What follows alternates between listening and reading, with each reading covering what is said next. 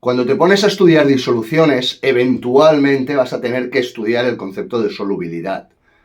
Es básicamente la cantidad de soluto que yo puedo añadir a una sustancia determinada. Pero, ¿de qué depende ese límite? ¿Existe alguna regla? ¿Existe alguna manera de cambiarlo?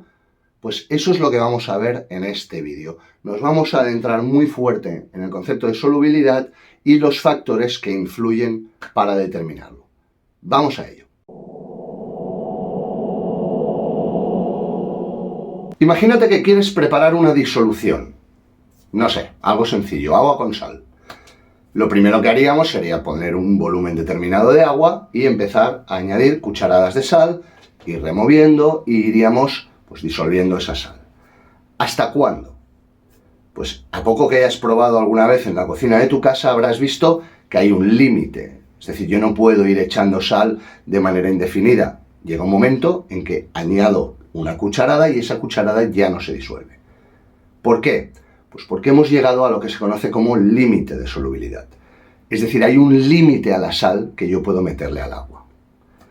Si yo pruebo una disolución diferente, por ejemplo, agua con azúcar, veré que para el mismo volumen de agua, la cantidad de azúcar que puedo meter es mucho mayor que la cantidad de sal que he metido previamente. Por lo tanto, lo que observo entonces es que ese límite de solubilidad, que va a depender de la sustancia, me marca de alguna manera la cantidad de soluto que yo puedo disolver. Y hasta aquí todo perfecto. Y se expresa de forma muy sencilla, pues normalmente en forma como si fuera una concentración en gramos por litro, o gramos por mililitro, o moles por litro en forma molar, como tú quieras, ¿de acuerdo? Es decir, por ejemplo, si yo te digo una concentración, una solubilidad de cloruro de sodio de 6 molar, significa que en un litro de agua yo puedo añadir 6 moles de sal. O lo mismo, en un litro de agua, otra manera de expresarlo sería que le puedo añadir, pues yo qué sé, 350 gramos de sal. Vale, tú ahora debes estar pensando, un momento, este tío ha dicho que el valor de solubilidad es específico para cada sustancia. What the fuck? ¿Qué estás diciendo? Si fuese un valor específico, solo habría un valor posible. Y no es así. Porque yo sé que cuando caliento un disolvente es más fácil disolver las cosas. Es decir, el efecto cacao en polvo de toda la vida. Si tú coges leche fría y le añades cacao en polvo, aquello no hay Dios que lo disuelva, pero si yo le voy metiendo cada vez más calor, pues aquello mágicamente se disuelve perfectamente e incluso le puedo añadir mucha cantidad. Por lo tanto, tiene que haber una relación directa entre temperatura y solubilidad. Pues sí, fíjate, cuando aumentas la temperatura, aumentas la solubilidad de los determinados solutos que puedas tener, ¿de acuerdo? En esta gráfica podemos observar varios determinados tipos de soluto y todos aumentan de forma directa con la temperatura. ¿Por qué? Pues básicamente porque cuando tú tienes temperatura en una sustancia, aumenta la cinética molecular.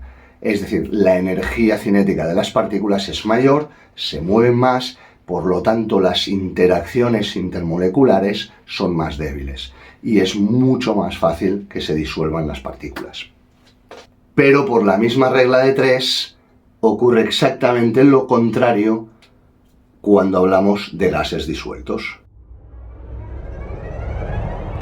Las partículas de gas, al ser partículas libres, se encuentran en disolución atrapadas entre las partículas de agua y digamos que cuanto más calientas ese agua, más vibración tienen, más velocidad tienen esas partículas y se debilitan las interacciones que atrapan ese gas, permitiendo que el gas se escape. ¿No te has dejado nunca una botella de agua al sol? ¿No te has fijado que al cabo de un rato, cuando ya el agua está caliente, se están empezando a formar burbujitas dentro de la botella? Pues eso es debido a la diferencia de solubilidad. Se está calentando el agua y los gases disueltos que hay, que son básicamente oxígeno, pues se está escapando. Aunque el agua a priori sea agua sin gas. Esto se ve en esta gráfica donde la relación es inversamente proporcional. Cuando los gases están disueltos, disminuye la solubilidad a medida que aumenta la temperatura. Es una relación totalmente inversa. Y claro, esto tiene una serie de aplicaciones bastante interesantes y bastante peligrosas para el medio ambiente, por ejemplo, porque el agua de mar de toda la vida o el agua del río contiene gases disueltos, principalmente dos importantes, que son oxígeno y CO2. Por lo tanto, si el agua se calienta de forma global, está aumentando la temperatura del agua, la solubilidad de esos gases disminuye, por lo tanto hay menos oxígeno disuelto en el agua y disponible para los peces, para los seres vivos del ecosistema, por lo tanto se reduce la cantidad de biomasa en el ecosistema. Lo cual, pues, es un problemón para todos los ecosistemas que dependan de la vida acuática, que es básicamente todo el mundo. Bien, por lo tanto, para un sólido en disolución, existe una relación directa entre solubilidad y temperatura, a más temperatura, más solubilidad, y para un gas en disolución, lo contrario, a más temperatura, menos solubilidad. Perfecto, pero es que además, los gases se ven afectados por la presión. Es decir, cuando tú abres una botella de agua con gas, ¿verdad que se liberan burbujas? Bien, pues eso es porque estás liberando presión, es decir, a más presión, más fácilmente soluble es el gas. ¿Por qué? Pues porque cuando yo tengo una disolución apretadita, ¿vale? Con una presión elevada, lo que está pasando es que las partículas tienen menos grado de libertad. Esos gases disueltos están mucho más cerca de las moléculas de agua. Y al estar más cerca, sufren mayores interacciones intermoleculares. Por lo tanto, es más fácil que se vean atrapados. En el momento en que libero la presión, aumenta el movimiento de esas partículas, se relajan esas fuerzas intermoleculares y el gas dice, aquí te quedas chato. Por lo que, resumiendo de nuevo, para los gases existe una relación directa entre la presión y la solubilidad e inversa entre la temperatura y la solubilidad.